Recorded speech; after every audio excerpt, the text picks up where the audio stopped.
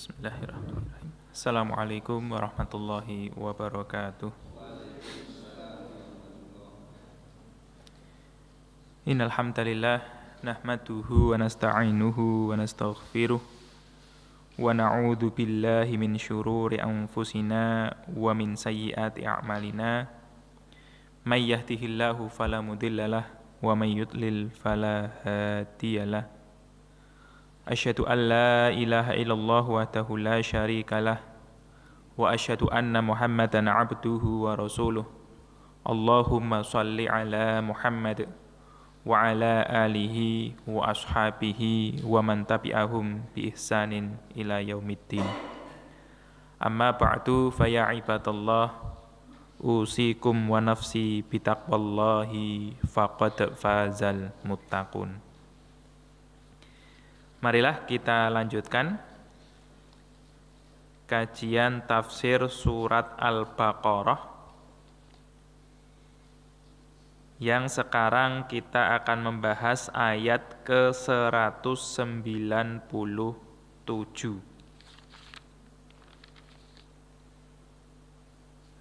Kalau mushafnya kebetulan sama, halaman 31, pertengahan juz kedua.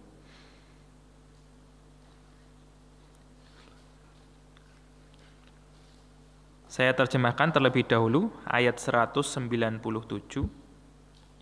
A'udzu billahi minasyaitonir rajim. Al-hajju, haji itu, ibadah haji. Ashhurum ma'lumat, bulan-bulan yang diketahui, bulan-bulan yang dikenal. Faman maka barang siapa farodo dia wajib fihinna pada bulan-bulan itu al-hajja ibadah haji fala rofatha maka janganlah dia rofath. Rofath di sini adalah berkumpul suami istri maupun muqaddimahnya. Jadi sesuatu yang mengarah kepada hubungan suami istri. Kalau di waktu-waktu di luar haji boleh, tetapi khusus pada saat sudah masuk dalam ibadah haji itu fala rofatha. Wala fusuqa dan tidak pula berbuat fasik. Wala jidala dan tidak pula pertentangan atau pertengkaran. Fil haji dalam ibadah haji. Wa ma taf'alu dan apa-apa yang kalian lakukan min khairin dari kebaikan ya'lamhullahu Allah mengetahuinya. Wa tazawwadu dan kalian berbekallah. Fa inna maka sesungguhnya khairaz zadi sebaik-baik bekal itu at-taqwa ketakwaan. Wattaquni dan bertakwalah kepadaku ya ulil albabi wahai orang-orang yang memiliki pikiran, orang-orang yang pandai, orang-orang yang bisa berpikir. Laisa alaikum tidak ada atas kalian junahun dosa antabtahu bahwasanya kalian mencari fadlan karunia mirrabbikum dari Rabb kalian. Ini maksudnya saat haji nyambi dodolan, misalnya gitu ya.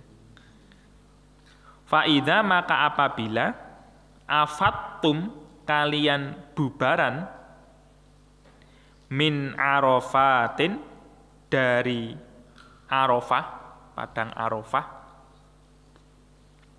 fadhkurullaha maka kalian ingatlah Allah indal masy'aril harami di masy'aril haram. Masy'aril haram itu maksudnya Musdalifah. Nih, kenapa dinamakan seperti ini nanti insyaallah di keterangannya. Wadhkuruhu dan kalian ingatlah dia Allah kama hadakum sebagaimana dia telah menunjuki kalian. Wa in kuntum dan sesungguhnya kalian min qablihi dari sebelumnya, dari sebelum petunjuk Allah, laminadhdallina sungguh dari golongan orang-orang yang tersesat. Summa kemudian afidhu kalian bubarlah min haitsu dari arah afadhon nasu bubaran manusia itu, wastaghfirullah dan meminta ampunlah kepada Allah, innallaha sesungguhnya Allah ghafurun maha pengampun, rahimun maha penyayang. Sampai 199. Kita kembali ke ayat 197. Sangat jelas nggih kaitannya dengan ayat sebelumnya. Kalau di ayat 196 Allah Subhanahu wa taala mulai membahas tentang ibadah haji dan umroh intinya, dan beberapa hal yang berkaitan dengannya. Maka di ayat 197 masih berkaitan dengan ibadah haji. Bahwa ibadah haji itu dilakukan hanya di bulan-bulan tertentu. Hanya di bulan-bulan khusus. Kenapa Allah Subhanahu wa taala tidak menjelaskan secara langsung bulannya, tapi dengan penyebutan bulan-bulan yang terkenal, bulan-bulan yang sudah diketahui? Karena ibadah haji termasuk salah satu ibadah yang orang-orang Quraisy gitu ya, dengan banyaknya perubahan mereka masih menjaga ibadah ini sejak zaman Nabi Ibrahim alaihissalam. Walaupun banyak penyelewengan gitu, tetapi istilah haji, istilah umroh, istilah tawaf, sa'i dan lain sebagainya itu ada sebelum Nabi Muhammad diutus untuk mengajarkan Islam. Walaupun banyak sekali penyelewengan, bahkan Ka'bah diisi penuh dengan berhala-berhala, nah itu kan sudah penyelewengan yang sangat luar biasa. Tapi secara istilah misalnya gitu atau secara pelaksanaan pada bulan-bulannya itu masih sesuai gitu ya. Mereka melakukannya, dikenal bulan-bulan haji itu adalah Syawal, Dzulqa'dah dan Dzulhijjah. 3 bulan. Tidak hanya Dzulqa'dah dan Dzulhijjah saja, karena asyhurun itu dalam bahasa Arab bulan-bulan. Jadi 3 atau lebih gitu ya. Kalau 1 kan syahrun, 1 bulan, 2 bulan syahroini. Kalau 3 atau lebih itu pakai kata asyhur. Maka tadi dimulai dari bulan Syawal, Dzulqa'dah dan Dzulhijjah. Itu bulan haji. Nanti juga kita kenal ada bulan-bulan haram. Kalau bulan-bulan haram itu yang kebetulan duanya sama dengan bulan haji. Dzulqa'dah, Dzulhijjah tambah Muharram, ngeten nggih. Kemudian nanti yang terpisah sendiri bulan Rajab. Ya kalau kita tahu mungkin sejarahnya nggih. Dzulqa'dah dan Dzulhijjah itu karena bulan haji juga termasuk dari bulan haram, maka di waktu-waktu ini perjalanan haji menjadi aman. Jadi orang jauh dari Mekah pun mau menjalankan haji karena orang-orang Arab itu masih menjaga, masih menghormati bulan-bulan haram, ya mereka bisa pergi dengan leluasa. Dan juga sering dari mereka melakukan perdagangan di bulan-bulan haji. Nanti maka kaitannya Allah Subhanahu wa taala tetap membolehkan untuk mencari rizki ketika bulan-bulan haji. Itu al-hajju asyhurun ma'lumat. Nah, kemudian menyinggung mungkin sedikit kemarin sudah saya sampaikan ya, kenapa kok dimulai dari Syawal? Padahal kita tahu bahwa biasanya haji itu hanya dilakukan pada bulan Dzulhijjah. Para ulama menjelaskan, mereka sepakat bahwa kalau seseorang itu mau melakukan umrohnya haji, misalnya itu haji tamattu, jadi umroh terpisah dari haji, itu boleh dilakukan mulai tanggal 1 Syawal. Khususnya orang-orang yang dekat sana mungkin. Tapi kalau kita kan tidak mungkin ronosek umroh terus balik meneh lanjut haji, itu kan hampir mustahil.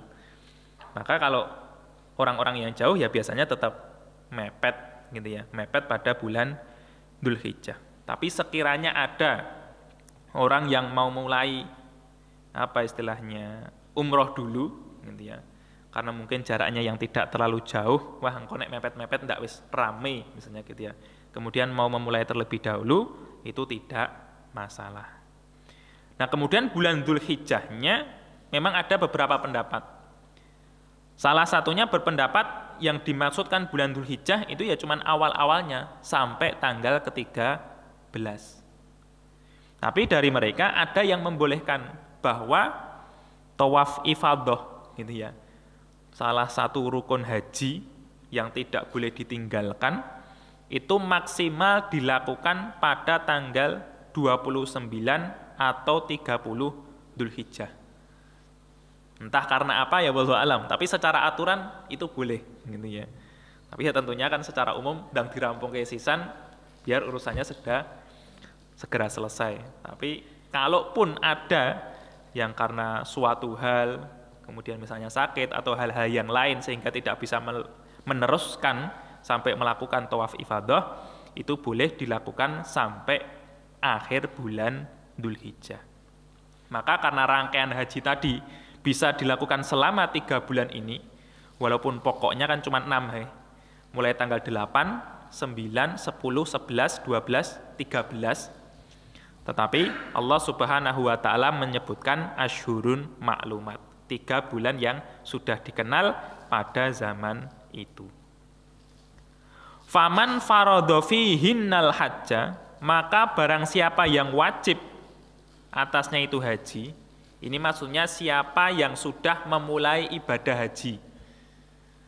Bukan wajib mulai berangkat dari rumah nggih, tetapi barang siapa yang sudah mewajibkan dirinya, sudah pakai pakaian ihram gitu ya, sudah berniat untuk haji atau berumrah, maka Allah Subhanahu wa taala menjadikan aturan-aturan khusus bagi mereka. Nah, apa aturan-aturan itu? Pertama, fala rofatha. Tidak boleh melakukan sesuatu hal yang mengarah kepada hubungan suami istri. Itu tidak boleh. Ini ya. Walaupun cuman ucapan, godaan, sentuhan, gitu. Tapi sentuhan-sentuhan bukan sentuhan salaman gitu, bukan gitu. Tapi sentuhan-sentuhan yang mengarah ke arah itu diharamkan ketika tadi sudah mewajibkan dirinya untuk haji, sudah melakukan ihram. Nah nanti kalau dilanggar ya nanti ada perbedaan pendapat gitu. Entah itu pakai dam, menyembelih seekor kambing. Kalau itu sampai berhubungan, banyak ulama yang mengatakan bahwa bahwa hajinya batal gitu ya. Artinya harus diulangi, kalau dia mampu harus diulangi di waktu yang lainnya. Walaupun di sana ada perselisihan. Itu pertama. Jadi yang pada asalnya halal itu menjadi haram. Yang kedua, wala fusuqa, dan tidak berbuat fasik. Fasik di sini semua kemaksiatan. Jadi fasik di sini istilah untuk semua kemaksiatan. Yang ketiga, kalau kita berbicara tentang kemaksiatan, ada ulama yang membahas, lah kemaksiatan itu kan di luar haji juga tidak boleh, gitu ya. Lah kenapa di sini dikhususkan oleh Allah bahwa di bulan waktu haji itu tidak boleh melakukan kemaksiatan? Para ulama menjelaskan hal seperti ini menunjukkan kalau orang melakukan kemaksiatan di bulan atau di waktu haji itu nanti akan mendapatkan dosa yang lebih besar. Jadi dosa itu kan bisa membesar, walaupun secara hadis bahwa ketika seseorang itu melakukan satu dosa itu dia cuma tercatat satu, tapi itu bisa bertambah karena waktu atau karena tempat, gitu ya.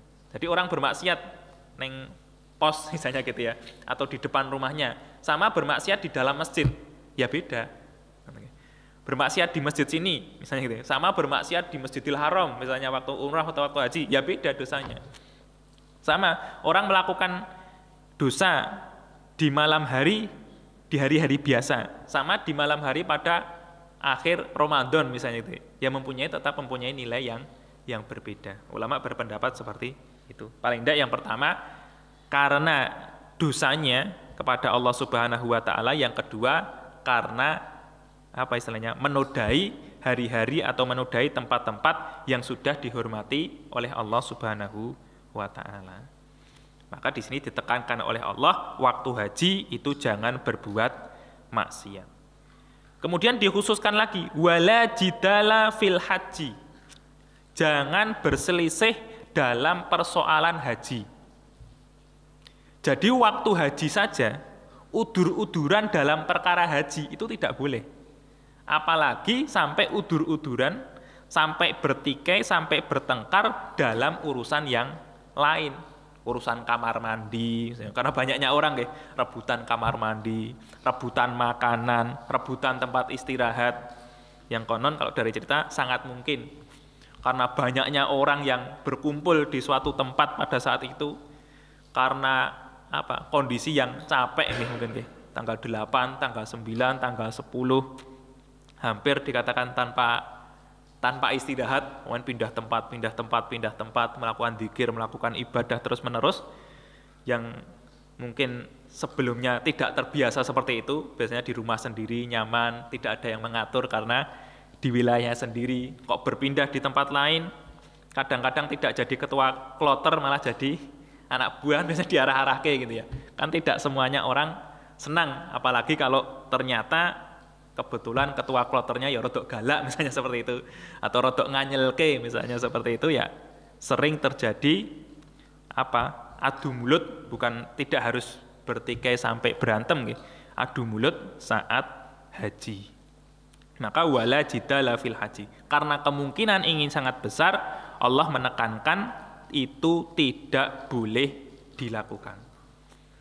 Karena kan memang ya tadi seperti kalau pas tawaf misalnya gitu ya, rebutan suk-sukan sampai mau mencium hajar aswad, nah gitu kan rawan untuk menimbulkan perkelahian atau pertikaian. Maka seperti itu tidak diperbolehkan. Apalagi kalau itu urusannya di urusan haji, gitu ya. Ketemu, gitu ya. Yang kebetulan di dunia di rumahnya tidak pernah ketemu, di sana ketemu, mau nagih hutang misalnya, atau dengan urusan-urusan yang ada, ki mumpung ketemu hutangku mbiyen piye gitu. Ya jangan, itu harus ditahan saat haji. Kemudian wa ma taf'alu min khairin ya'lamhullah. Dan apa-apa yang kalau kalian lakukan dari kebaikan, maka Allah akan mengetahuinya. Di sini para ulama mengambil kesimpulan bahwa bentuk ketakwaan kita kepada Allah itu tidak cukup dengan meninggalkan hal-hal yang dilarang. Artinya yang penting saya tidak mencuri, misalnya gitu. Yang penting saya tidak mengganggu tetangga. Yang penting saya tidak makan makanan haram. Yang penting saya tidak berdurhaka kepada orang tua, yang penting saya tidak ngomong kotor, itu tidak cukup. Tapi dalam rangka ketakwaan itu harus melakukan usaha untuk kebaikan. Ya sholat lah, ngaji lah, sodakoh lah, dan lain sebagainya. Dan apa yang kalian lakukan saat haji, dengan banyaknya orang yang ada di sana, itu tidak perlu kalian pamerkan. Karena apa? Sekecil apapun yang kalian lakukan di haji ataupun di luar haji, itu Allah pasti akan mengetahuinya. Maka jangan tergerak hati ini untuk memamerkan apa yang kita lakukan, terutama di musim-musim haji. Karena kan haji kan sesuatu yang wah, mungkin di sebagian wilayah, di sebagian tempat, gitu ya. Bahwa kalau ada orang istilahkan tidak ada gambar hoax, gitu ya. Saya sudah haji loh, bukti ini renek gambarnya, berarti ngapusi, gitu ya. Kemudian dia berfoto-foto, dipamerkan ke grupnya, dipamerkan ke keluarganya, ya itu tidak perlu. Kalau itu memang berniatan untuk memotivasi, tulus karena itu tidak masalah, gitu ya. Tapi kan hati ini rentan untuk disisipi setan, sehingga bisa jadi pas ibadah itu apik, gitu ya, tidak memamerkan, tapi sampai rumah, gitu ya, karena dorongan satu dan lain hal, gitu, kemudian menjadi memamerkan apa yang telah dilakukan di tanah suci. Nah, itu harus ditahan, karena kita dalam beribadah yang penting itu niatnya ikhlas karena Allah, dan Allah itu mengetahui kebaikan yang kita lakukan. Kemudian Allah juga berpesan dalam ayat ini, wa tazawwadu, dan kalian berbekallah. Karena ini urusannya urusan Allah, urusan ibadah. Kadang-kadang kan orang berpikir sing penting mangkat sik, kan gitu nggih. Bismillah, sing penting mangkat. Gitu. Urusan yang kono, kalau ini dalam rangka kebaikan, niat ikhlas karena Allah, nantilah ya ditolong oleh Allah. Nah, berpikiran-pikiran seperti ini ya keliru. Harus ada apa istilahnya? Usahanya dulu, gitu ya. Jadi seseorang yang berhaji itu jangan sampai menjadi beban bagi orang yang lain. Maka Allah para ulama menjelaskan di sini, Allah memerintahkan kepada kita ketika sedang berhaji, kita harus merasa cukup kepada Allah tanpa perlu meminta-minta atau berharap kepada manusia.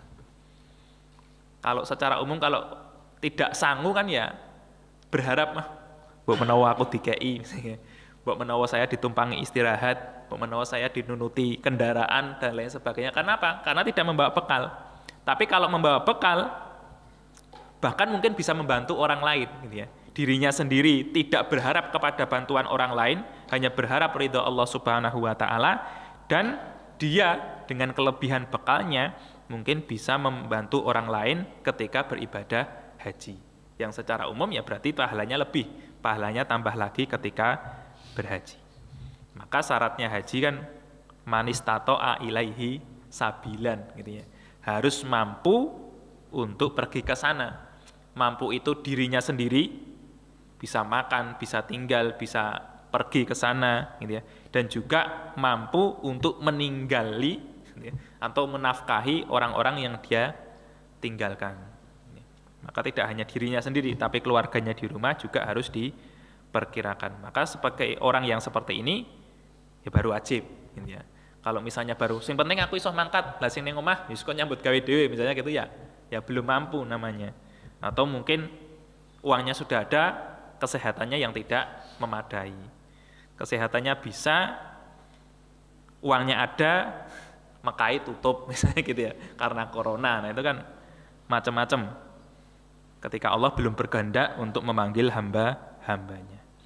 Tetapi juga harus dipikirkan fa inna khairaz zadit taqwa. Walaupun di sini ada perintah untuk membawa bekal duniawi, makanan, pakaian, duit, harta, tapi juga harus dipikirkan bahwa ketakwaan itu juga harus dibawa. Karena niatan seseorang dalam beribadah haji itu karena Allah, bukan karena dunia. Harus dilandasi takwa supaya bisa semangat dalam beribadah, menghindari apa yang dilarang, gitu. Dan juga ketakwaan inilah sebaik-baik bekal, gitu ya. Tidak hanya bekal di kehidupan dunia ini, tapi sangat bermanfaat bagi kehidupan akhirat. Maka Allah menutup wattaquniya ulil albabi. Bertakwalah kalian kepadaku wahai orang-orang yang mempunyai pikiran. Maka di sini diambil kesimpulan orang yang pinter itu mesti bertakwa. Gitu ya.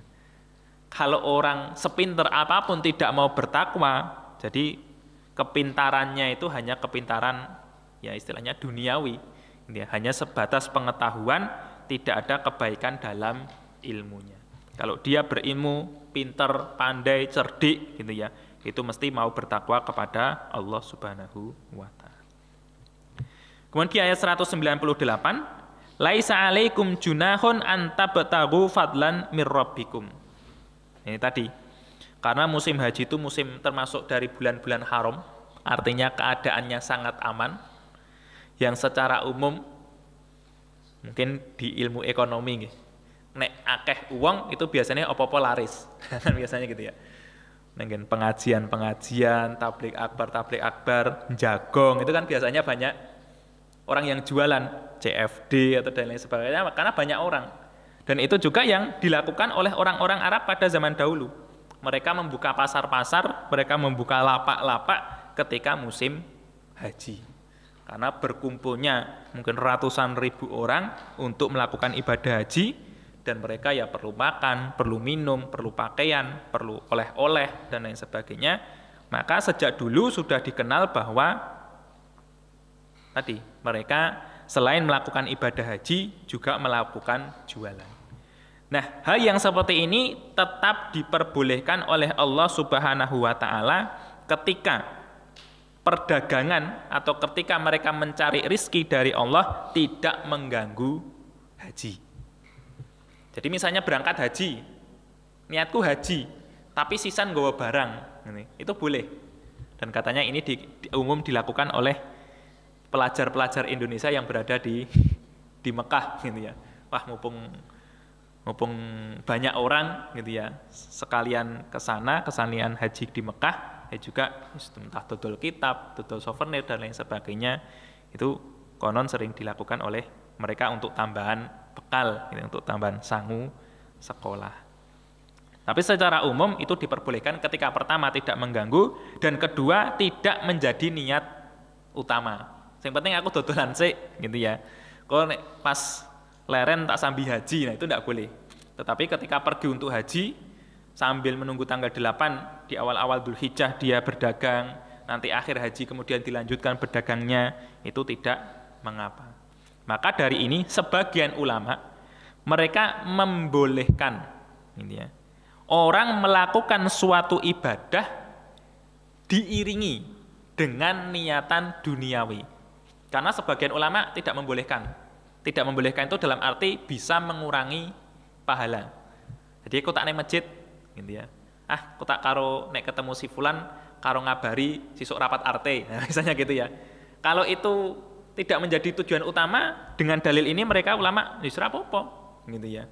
Artinya naik masjid sekalian ketemu si ini untuk mengabari bahwa ini tentang urusan duniawi, tidak masalah, gitu ya.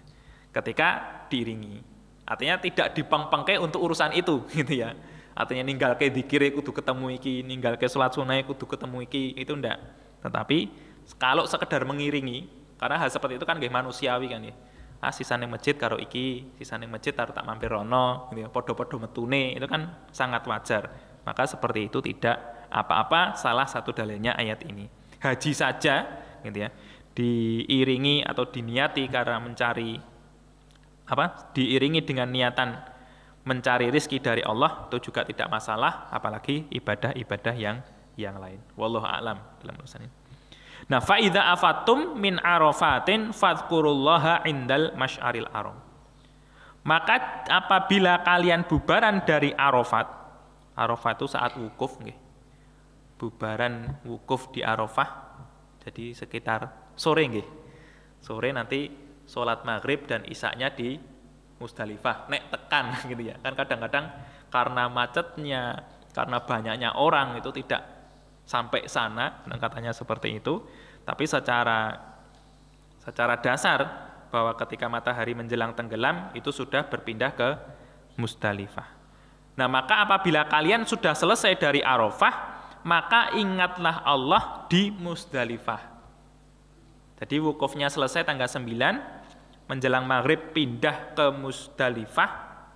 Kemudian apa zikir di sini? Ulama menyebutkan zikir itu adalah sholat maghrib, sholat isya, kemudian sholat subuh, gitu ya, dan zikir sampai menjelang matahari terbit. Tapi wallahu alam, banyak cerita katanya karena tadi banyaknya orang, ada sebagian kelompok yang sebelum subuh itu sudah meninggalkan Musdalifah, atau bahkan ada yang tidak sempat mandek di Musdalifah, gitu ya. Karena apa? Antri, gitu ya. Mungkin yang pakai mobil atau pakai kendaraan yang tidak bisa jalan, harus pakai kursi roda mungkin, gitu ya.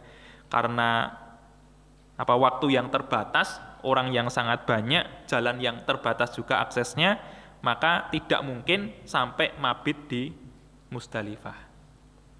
Maka ada yang seperti itu. Nah, kemudian kenapa padang Arafah itu disebut Arafah, gitu ya. Ada ulama yang membahas kok tempat tersebut dinamakan Arafah. Arafah itu sebagian mengatakan diambil dari kata iktiraf. Iktiraf itu pengakuan. Karena secara umum orang yang sedang wukuf di Arafah itu disuruh untuk mengakui dosa-dosanya dan meminta ampun kepada Allah. Sehingga dinamakan padang Arafah, padang tempat orang itu menyesali dosa-dosanya. Ada yang berpendapat lain, Arafah itu dari kata kenal. Karena pada hari Arafah orang-orang itu berkumpul, kenalannya tambah akeh. Kenal satu kelompok dengan kelompok yang lainnya, maka dinamakan sebagai padang Arafah. Wallahu alam, tapi nama tersebut sudah ada sejak dulu, gitu ya. Bukan karena ibadah haji di zaman Nabi kemudian dinamakan padang Arafah, itu bukan. Tapi sejak dulu memang sudah bernama Arafah. Nah, kenapa di sini Arafat? Arafat itu kan padang-padang Arafah. Jadi tidak cuma satu tempat tapi tempatnya lain. Karena luasnya tempat Arafah. Jadi yang dipakai untuk wukuf itu tidak satu titik saja, gitu ya. Karena wukuf di Arafah itu sebuah ibadah yang harus dilakukan pada waktu yang sama, gitu ya. Maka Allah memberikan aturan bahwa bolehnya wukuf itu di tempat yang sangat luas, yang memungkinkan bagi semua ibadah semua jamaah haji itu berkumpul di tempat tersebut. Karena kalau tidak ada Arafah kan hajinya tidak sah, gitu ya. Artinya ada hadis yang mengatakan al-hajju Arafat, haji itu ya wukuf di Arafah, saking pentingnya ibadah ini. Nah, kemudian kenapa Musdalifah disebut sebagai Masy'aril Haram? Karena Arafah, sebagian ulama mengatakan itu satu-satunya tempat dari rukun haji yang dilakukan di tanah halal. Jadi padang Arafah itu kan tidak masuk ke tanah haram, gitu ya. Dan selain itu Musdalifah, Mina, Mekah sendiri, gitu ya. Kemudian tempat-tempat yang lain itu kan masuk haram. Tetapi khusus Arafah itu satu tempat yang berada di tanah halal. Maka nanti di ayat selanjutnya orang-orang Quraisy itu tidak mau wukuf di Arafah, itu tidak mau. Karena mereka, kami aja tinggal di tanah haram kok. Kenapa kita harus berkumpul bersama orang-orang yang tinggal di tanah halal dan juga di tempat yang halal? Maka nanti ditegur oleh Allah di ayat 199. Nah, maka Arafah itu juga disebut oleh ulama sebagai Masy'aril halal. Jadi Arafah itu Masy'aril halal. Masy'ar itu tempat dilakukannya syiar-syiar Allah. Tempat dilakukannya ibadah yang menunjukkan ketakwaan kepada Allah. Maka Masy'aril halal itu Arafah. Kalau Masy'aril haram, karena Musdalifah itu masuk di tanah haram, maka disebut sebagai tempat dilakukannya syiar Allah di bagian tanah haram. Itu penamaan. Dinamakan tempatnya Musdalifah. Wadhkuruhu kama hadakum, dan ingatlah Allah sebagaimana Dia telah menunjuki kalian. Jadi kita misalnya bisa beribadah haji, diberi keringanan oleh Allah untuk mengeluarkan biaya, diberi keringanan oleh Allah untuk meninggalkan keluarga, belajar tata cara haji, gitu. Yang biasanya mungkin tidak semangat jadi dari ibadah bisa semangat dari ibadah dan lain sebagainya, mau capek, mau lelah, mau panas-panasan, gitu ya. Kita ingat bahwa itu adalah nikmat dari Allah yang perlu disyukuri dan perlu untuk diistiqomahi. Sehingga saya aja sudah digerakkan oleh Allah sampai seperti ini, maka ya jangan sampai haji ini sia-sia. Jangan sampai haji ini tidak ada nilainya di hadapan Allah Subhanahu wa taala. In kuntum min qablihi laminad dhalin, dan sesungguhnya kalian dari sebelumnya, sebelum kita mendapatkan petunjuk dari Allah Subhanahu wa taala, itu kita termasuk orang-orang yang tersesat.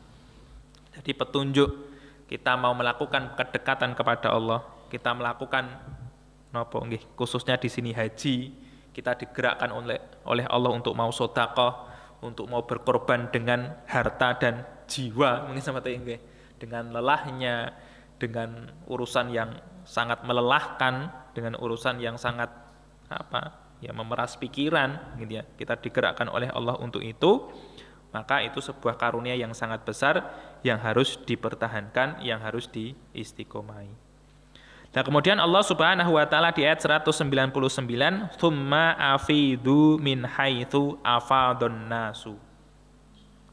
Jadi kalian waktu bubaran dari Arafah itu hendaklah kalian berbubaran dari arah yang manusia itu berbubaran. Jadi bubaranlah dari tempat yang sama dengan orang-orang yang lain. Nah, tadi sudah saya singgung. Ini turun kepada kebiasaan orang-orang Quraisy yang mereka merasa lebih mulia daripada orang lain, sehingga mereka tidak mau berkumpul di padang Arafah bersama jamaah haji yang lain. Jadi dewi, gitu ya. Dan konon dalam tafsir dikatakan dewenya itu tidak di Arafah. Bukan di Arafah kemudian membuat kaplingan khusus orang-orang Mekah gitu, enggak. Tapi wukufnya itu mereka melakukannya di Musdalifah. Karena tadi mereka menyangka, gitu ya, saya aja tinggal di tanah haram, mosok ibadah wukuf di tanah halal. Karena Arafah itu tanah halal, tidak termasuk dari tanah haram, hukumnya berbeda dengan tanah haram, gitu ya. Maka mereka mentok maunya berkumpul hanya sampai di Musdalifah. Nah, ketika orang-orang berbubaran dari Arafah menuju Musdalifah, mereka harus di Musdalifah sih, gitu ya. Karena mereka tidak melakukan wukuf di Arafah, dan itu tidak diperbolehkan oleh Allah. Ya, kalau melakukan wukuf itu harus di satu tempat saja, yaitu di Arafah. Tidak boleh kok ngapling sendiri, ojo ning Arafah lah, mau ndak kaya wong-wong liyane. Kan kedudukan saya kan tidak sama. Misalnya saya pejabat, saya presiden, misalnya gitu, tak ke tempat yang lain. Nah, itu tidak boleh. Walaupun kalau sekarang wallahu a'lam nggih. Ya, karena yang terjadi seperti itu seharusnya ya sudah ada pembahasan di antara ulama. Kan saya pernah lihat videonya itu kan tendanya kan berbeda-beda. Tenda kelas ekonomi mungkin itu ya. Beda dengan tenda kelas bisnis, beda dengan tenda kelas pejabat mungkin. Wallahu alam. Nggih napa mboten niku? Napa sama semuanya niku? Saya lihat cuma dari foto, cuma dari video nggih. Tapi enggak pernah melihatnya secara langsung. Jadi tempatnya ya khusus, ada kursi-kursinya, ada tempat untuk istirahatnya, disiapkan ada kayak meja makan gitu ya, ada tempat minumnya dan lain sebagainya gitu. Walaupun tetap di padang Arafah. Tapi kan kalau secara hikmahnya dulu yang terjadi ya semua orang itu ya duduk sama rendah, berdiri sama tinggi. Semuanya berpakaian ihram dengan pakaian yang sama, podo-podo kepanasan neng Arafah, podo-podo duduk di atas tanah, entah itu pejabat, entah itu ulama, entah itu orang biasa, sehingga sama-sama bisa merasakan ya tadi ibadah wukuf di Arafah, sehingga bisa meminta ampun dengan sungguh-sungguh kepada Allah Subhanahu wa ta'ala. Tapi ya kita tidak menyalahkan hal tersebut, tidak gitu ya. Tapi yang fasilitas yang lebih itu ya seharusnya tidak menghalangi keinginan kedekatan seseorang kepada Allah Subhanahu wa ta'ala. Itu kan di gambar-gambar itu kan tendane AC kan gitu. Jadi kan wukuf di Arafah itu sudah tidak seperti di padang Arafah, cuma di dalam tendanya sejuk gitu ya. Dan tempatnya ya juga nyaman. Itu tetap tanah napa mboten niku bawahnya. Napa sudah pakai karpet niku? Oh, kelas. Artinya tidak langsung tanah kemudian. Nggih. Ya sudah banyak perubahan gitu ya. Tapi ya tadi, inti dari pendekatan diri kepada Allah itu tetap harus ada. Orang mergo AC terus jadi ngantuk-ngantuk gitu kan mboten nggih. Sudah capek beberapa hari melakukan ibadah kemudian ngantuk-ngantuk kan seharusnya tidak seperti itu. Dan wastaghfirullah, kalian minta ampunlah kepada Allah. Jadi memang waktu-waktu haji itu memang waktu-waktu diperintahkannya banyak untuk berzikir, banyak untuk beristighfar kepada Allah. Karena ya tadi, kalau orang itu bisa melakukan haji yang sempurna, haji yang baik gitu ya, sesuai dengan apa yang diajarkan oleh Nabi, maka ketika selesai haji dia seperti awal gitu ya, sebagaimana dia waktu dilahirkan oleh ibunya. Hadis kan seperti itu. Artinya lembarannya lembaran baru, dosanya itu semua diampuni oleh Allah Subhanahu wa taala. Kalau dilakukan secara baik sesuai dengan sunnah Nabi. Innallaha ghafurun rahimun, sesungguhnya Allah itu Maha Pengampun, Maha Penyayang. Artinya dosa-dosa apapun yang kita lakukan ketika mungkin ingatnya pas haji, waktu di rumah lali kabeh misalnya gitu ya.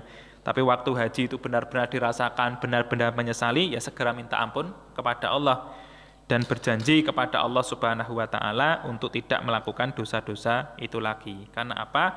Karena Allah Rahimun, Maha Penyayang. Barang siapa yang mati dalam keadaan diampuni, barang siapa yang mati dalam keadaan bertaubat kepada Allah Subhanahu wa taala, Allah pasti akan mengampuni dosa-dosanya, dan wujud dari Maha Penyayangnya Allah, dia akan memasukkan orang tersebut ke dalam surga. Dan semoga semua dari kita termasuk orang-orang yang diampuni oleh Allah Subhanahu wa taala. Amin ya rabbal alamin.